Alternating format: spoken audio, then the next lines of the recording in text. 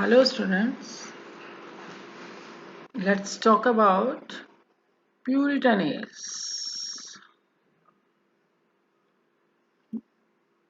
Puritan age is the period from 1603 to 1660. तो 1603 से 1660 का जो पीरियड है उसको हम प्यूरिटन एज कहते हैं in English literature. Okay, so this is gets its name from the intellectual standards that prevailed in England at that time. A Puritan is one who follows Puritan principles, and particularly one who regards pleasure or lavish style of life as sinful. तो Puritan किसको बोलते हैं? One who follows the Puritan principles and who regards any sort of entertainment और any lavish style of living as sinful. जिसके लिए Puritan कौन होता है? वो व्यक्ति जो किसी भी तरह की मौज मस्ती करना, है ना, एक पाप समझता हो। ठीक है, किसी भी तरह की प्लेजर, किसी भी तरह की मौज मस्ती को जो एक सिंफुल समझता है। The epithet Puritan was assigned to the followers of Puritanism by their opponents. तो Puritan जो है ये किसने, ये वाला टाइटल एपिथेट जो है किसने दिया? ओपोनेंट्स ने दिया, जो उनके विरोधी थे उन्होंने उनको प्यूरिटन कहा। अपन हिंदी में बात करें तो हम कहेंगे प्यूरिटन का मतलब जो धर्म के लिए कट्टर है ना, जो बहुत कट्टरता से धर्म का पालन करता है। They were sometimes also referred to as precisionists. तो प्यूरिटनिज्म क्या हुआ? प्यूरिटनिज्म is the doctrine or school of English Protestants who strictly advocated religious discipline. ठीक है, and favored simplification of the church ceremony. तो प्यूरिटन्स कौन हुए? प्रोटेस्टेंट, है ना। तो ये क्या कहलाएंगे? प्यूरिटन एक डॉक्ट्राइन है या it is a line of thought? School of English Protestants का मतलब क्या हुआ? प्रोटेस्टेंट्स की विचारधारा, है ना, जो चर्च को सिंप्लीफाई, चर्च के रूल्स को जो सिंप्लीफाई करने के लिए एडवोकेट करते हैं, जो कहते हैं कि धार्मिक रूप से आपका संयम होना चाहिए, है ना, और जिनका पर्पस क्या था? Purification of religious practices. The seeds of Puritanism were sown in the period of Reformation, है ना। रिफॉर्मेशन में क्या था? रिफॉर्मेशन में भी तो यही था कि चर्च प्रैक्टिसेस को सिंप्लीफाई किया जाए। चर्च प्रैक्टिसेस में जैसे हम देख रहे थे कि क्लर्की मैन इंटरमीडिएट बने हुए थे, जो कॉमन मैन और उसकी जो साल्वेशन है, व्यक्ति की मुक्ति है, उसमें वो एक इंटरमीडिएट बने हुए थे और लोगों को एक्सप्लॉइट करते थे, लोगों का शोषण करते थे और उनसे बहुत ज्यादा पैसा ऐंठते थे, है ना। तो फिर ये आइडियोलॉजी का प्रचार प्रसार किया गया और एक कॉमन मैन को इसके लिए रीअवेकन किया गया। किस बात के लिए रीअवेकन किया गया? कि भाई व्यक्ति की अपनी धार्मिक आस्था है, व्यक्ति का अपना रिलीजियस फेथ है, जिससे उसकी सैल्वेशन होगी, ना कि वो सेरेमनीज को परफॉर्म करने से होगी। तो इसी वजह से प्यूरिटनिज्म में क्या हुआ? चर्च के जो रूल्स हैं उनको सिंप्लीफाई किया। So all great literary figures of this age were the followers of the doctrine of Puritanism. So historically it was an age of conflicts as well as moral and political revolution, है ना। तो हम बात करते हैं, तो अभी मैं हिंदी में बता रही थी, तो अपन क्या कह रहे हैं कि प्यूरिटनिज्म क्या है? धर्म के लिए कट्टरता होना। तो जब ये वाली एक वेव आई तो उसमें क्या हुआ कि भाई all the theatres were band, है ना। अब किसी भी तरह का मनोरंजन जो है, किसी भी तरह का जो एंटरटेनमेंट है वो अलाउड नहीं है। तो 1642 में तो सभी थिएटर्स बंद कर दिए गए, and drama was considered impious and sinful. Puritanism waged a war for righteousness and liberty for English people, है ना। So what was there, and they took a revolutionary step and removed the corrupt monarchy by beheading Charles first, है ना। तो लोग जो है मतलब ऐसे पॉलिटिकल मूवमेंट भी था, रिलीजियस और पॉलिटिकल मूवमेंट था ये। तो क्योंकि पॉलिटिशियंस की तो पावर कम हो रही है, अगर लोग अपनी आस्था और अपने ही विश्वास से सब काम करेंगे तो बहुत झगड़े हुए, बहुत इस वजह से चार्ल्स फर्स्ट का मर्डर कर दिया गया, है ना। Commonwealth was established under the leadership of Oliver Cromwell, which ended with the restoration of Charles II in 1660। तो इसीलिए हम प्यूरिटन पीरियड कब कह रहे हैं, 1603 से 1660 बोलते हैं, क्योंकि 1660 में वापस मोनार्किकल गवर्नमेंट एस्टेब्लिश हो गई, क्योंकि चार्ल्स सेकंड को वापस से इंग्लैंड की थ्रोन पे ले आया गया। चार्ल्स सेकंड कौन हुआ, चार्ल्स फर्स्ट का बेटा ही तो हुआ, है ना। चार्ल्स फर्स्ट का मर्डर कर दिया गया, चार्ल्स सेकंड जो है वो फ्रांस भाग गए, तो 60 और इंग्लैंड में पार्लियामेंट्री गवर्नमेंट एस्टेब्लिश हो गई, है ना। तो लोग भी तो एक तरह की वेव से फिर तंग आ जाते हैं, तो 1660 में वापस मोनार्किकल गवर्नमेंट हो गई, है ना। तो प्यूरिटन एज जो है it overlaps the Elizabethan age on one side and the Restoration age on another.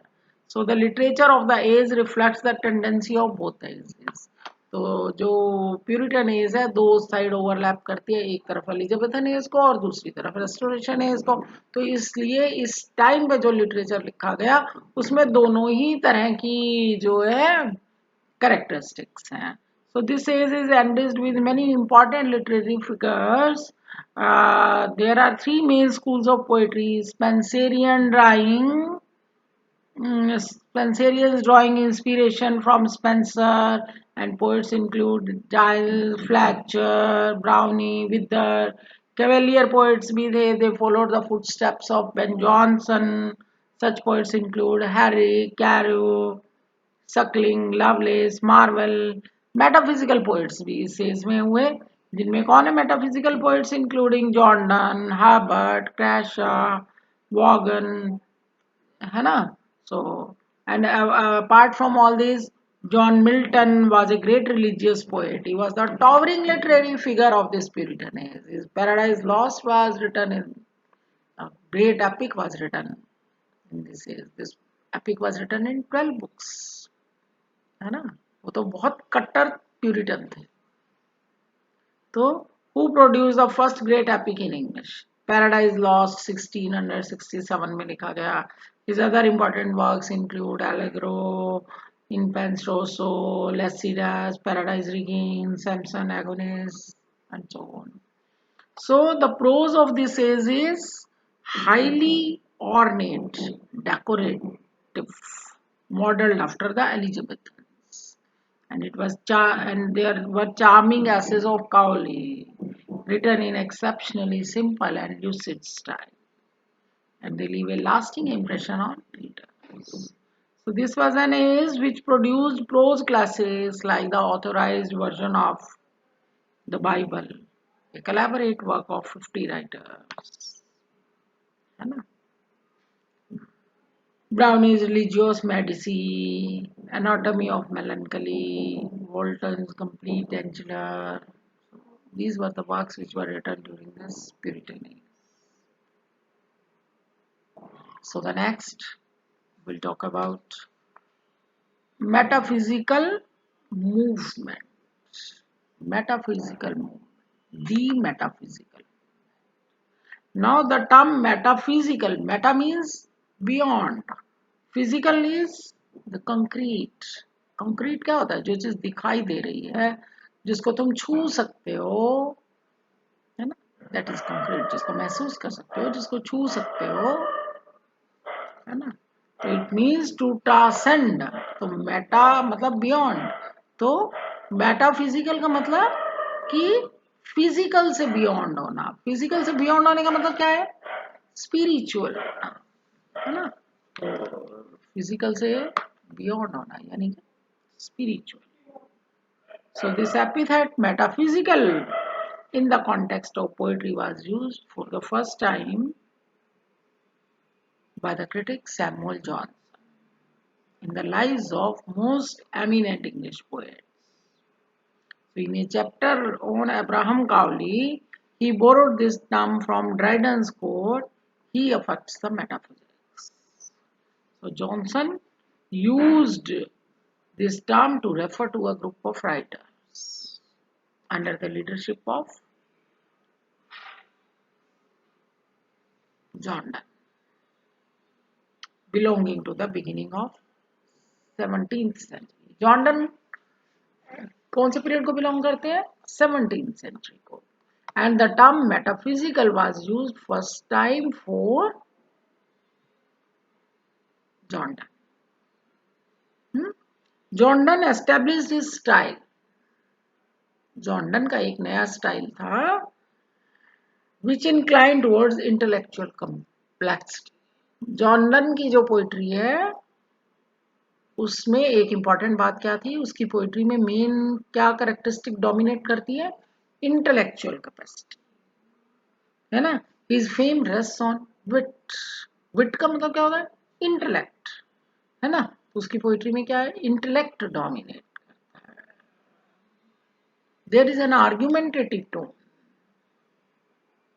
There is a fusion of thought and passion. He uses paradoxes, hyperboles, ठीक है, कंसीट्स. हम पोएम पढ़ रहे हैं तो हमें पता चल रहा है कि ये चीजें पॉसिबल नहीं है, लेकिन जिस तरह से पोएट आर्ग्यू कर रहा है, जिस तरह से वो एक लॉजिकली डेवलप कर रहा है, तो उससे हम उस पोएट की लाइन ऑफ थॉट को भी मान रहे हैं, है ना. देखो जॉन डन की जैसे एक पोएम की बात करते हैं, द सन राइजिंग. तो सन राइजिंग में क्या है? The poet is with his beloved in his bedroom and the rays of the sun are peeping through the windows of his room. It means it's the morning time and he must get up from his bed. But the poet, because he is with his beloved who is by his side, so he is not in a mood to get up.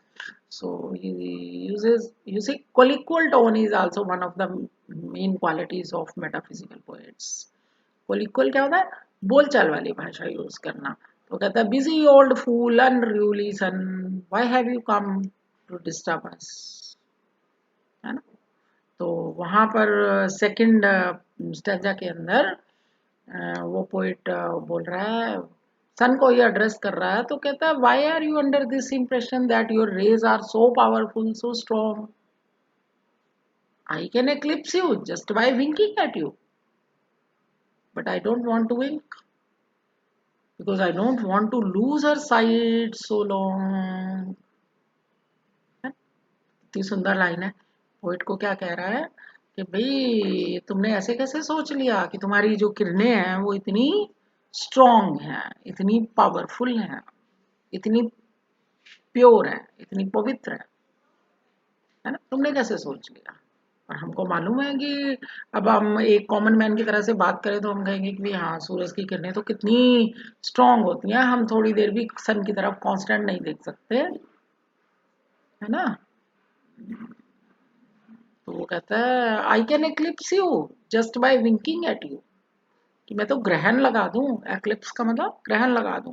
कहता मैं तो ग्रहण लगा दूं तुम पे, जरा सा एक पलक झपकाने की देर है. But I don't want to lose her sight so long, लेकिन मैं उसकी इतनी लंबी दूरी बर्दाश्त नहीं कर सकता, है ना. पलक झपकाने में कितनी देर लगती है ना. लेकिन वो कह रहा है कि ना, उसकी बिलवड ज्यादा इंपॉर्टेंट है सन से. तो कहता है कि भाई मैं उसकी इतनी लंबी दूरी, इतनी देर तक मैं उससे दूर रहूं, ये मेरे से टॉलरेट नहीं होता. तो I don't want to eclipse you but I can, है ना. मैं तो ग्रहण लगा दूं तो मैं मिनट में जरा सी पलक झपकाऊं, लेकिन मैं करना नहीं चाहता, क्योंकि मैं अपनी बिलवड को वो मैं ज्यादा देर तक अपनी आंखों से ओझल नहीं कर सकता. So this is what wit. और अपन को पता है क्या ऐसे नॉनसेंस बात है, लेकिन जिस तरह से पोएट बात कर रहा है तो अपन को लग रहा है कि वो ठीक ही तो कह रहा है, कितने अच्छे से बात की, हम भी अप्रिशिएट करते हैं और अपने को अच्छा लगता है ना। फिर इसी पॉइंट में आगे वो बोलता है she is all states all princess I nothing else. उसकी बिलवेड जो है इस वर्ल्ड के जितने भी स्टेट्स हैं उनको रिप्रेजेंट करती है, और क्योंकि वो उसके हार्ट को रूल करता है तो नेचुरली वो किंग बन गया। वो पूरे वर्ल्ड के जितने भी स्टेट्स हैं उन सबका किंग है, उसको रिप्रेजेंट कर रहा है, और उसके बिलवेड जो जितने भी स्टेट्स हैं वो है वो। तो the whole of the world is reduced in this couple of lovers.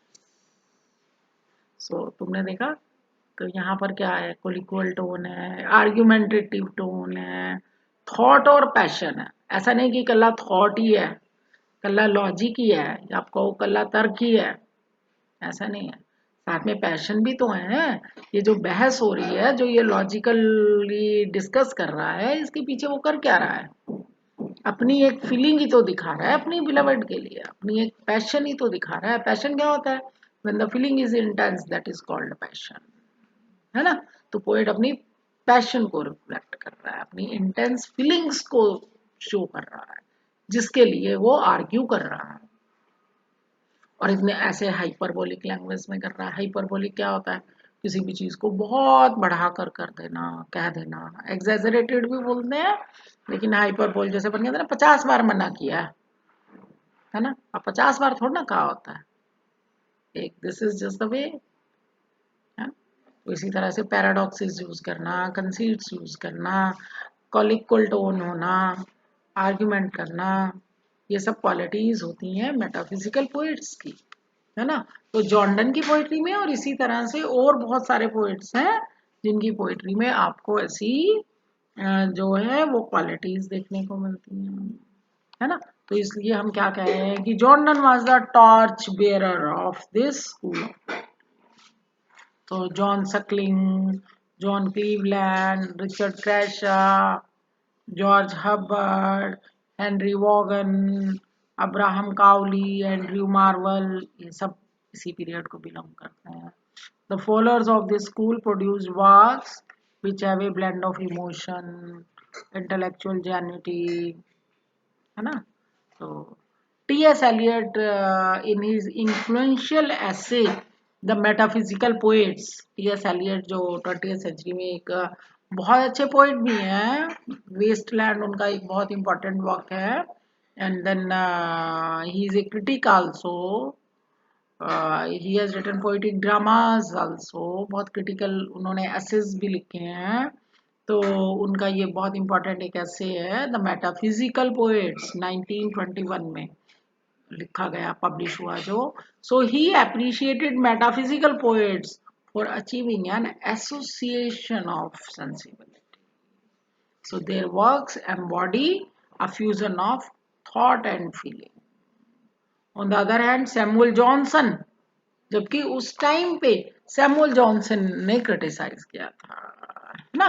Samuel Johnson ने क्या कहा था, the most heterogeneous ideas are yoked by violence together. Heterogeneous ideas मतलब बेतालमेल के जो विचार होते हैं उनको जबरदस्ती जोड़ा गया है। कौन जोड़ता है, ये मेटाफिजिकल पोएट्स जोड़ते हैं। तो ऐसा जॉनसन ने क्रिटिसाइज किया, है ना। योग समझ गए, जैसे उबड़ खाबड़ मिट्टी को किसान अपने हल से लेवल पे करता है, तो इसी तरह से उसका कहने का मतलब है कि जो मेटाफिजिकल पोएट्स हैं वो बेतालमेल के आइडियाज को जो है वो जबरदस्ती जोड़ के दिखाते हैं। तो there is dissociation of sensibility, जबकि 20th सेंचुरी में जो टी एस एलियट है वो इसको क्या कहते हैं, यूनिफिकेशन ऑफ सेंसिबिलिटी, थॉट्स और फीलिंग्स को बहुत खूबसूरत ढंग से, बहुत अच्छे से अमेलगमेशन करके दिखा रहे हैं, बहुत अच्छे से मिक्स करके दिखा रहे हैं, बहुत अच्छे से प्रेजेंट कर रहे हैं। ये सब का अपना अपना एक सोचने का और ऑब्जर्व करने का और एनालाइज करने का एक ढंग है ना। So I hope you must have understood what I have been talking about the metaphysical poets, and earlier I was talking about what this Puritan is, है ना? When I talked about John Milton and what is Puritanism, कि कैसे वो धर्म की कट्टरता होती है, बहुत ज़्यादा where any sort of entertainment is considered as sin, है ना?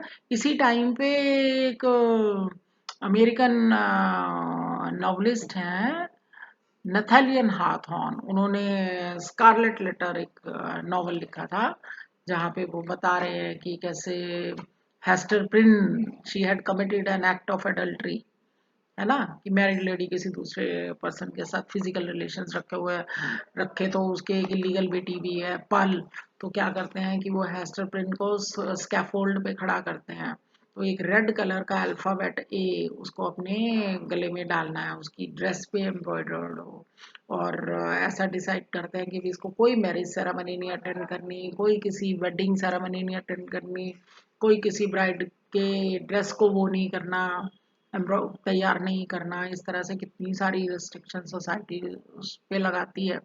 और फिर इसमें दिखाते हैं कि वो गांव सारा इकट्ठा हुआ है उससे पूछने के लिए कि भी उसके साथ कौन इन्वॉल्व था उस सिन में, तो वो नाम नहीं बताती, और हर जबकि आयरॉनिकली वही प्रीस्ट पूछ रहा होता है जो जिसके साथ वो उसके रिलेशंस, है ना? तो इस तरह की स्टोरी इसीलिए दिखाई है क्योंकि वहां पे आप क्रिटिसाइज कर रहे हो कि इतना ज्यादा धर्म को लेके कट्टरता होना भी गलत बात है, तो इस चीज को के ऊपर व्यंग किया गया है ना, प्यूरिटन बाइगॉटरी अपन कहें, धर्म के लिए जो इतनी कट्टरता है वो चीज भी गलत है, तो इस चीज को हाईलाइट करने के लिए स्टोरी को ऐसे घुमाया और ऐसे बताया। Anyway, I hope you must have understood what is Puritanism and what is the metaphysical poets, which I have been.